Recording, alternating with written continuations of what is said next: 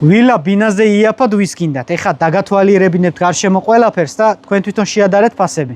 შემოსასვლელის კიბე ისე არის დაპროექტებული, რომ თუ თქვათ შეიძენთ და გაქირავებას გადაწყვეტთ, პირველი მეორე სართულისგან გამოყოფილი იქნება და ერთმანეთთან შევხელობა არ ექნება. ეს მეოთხე სართულია, აქ შეიძლება 4 ოთახი მოეწყოს, რომელსაც თავისი აივნები ექნება ყველას. აქ კიდე პატარა საკოჭნაო სივრცე არის გამოყოფილი, რომ ზედმეტი ნივთები თქვათ, რაც ხელში არ მოგხვდეთ ყოველდღიურად შეინახოთ იქ კომფორტულად.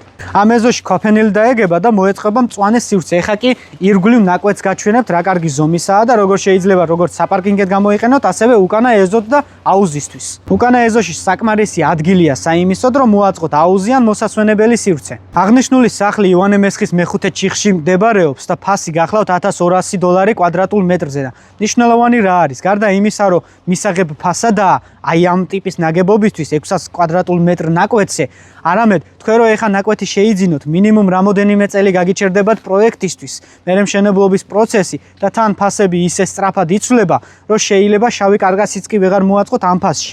ეს პროექტი კიდე 2 თვეში დასრულდება და სრულად გარემონტებული, ფასად მოწყობილი, ჩვეულებრივ თავისი ეზოთი, შემოღობილი და როგორც გითხარით, ქვაფენილითა და გამწვანებული ჩაგბარდებათ.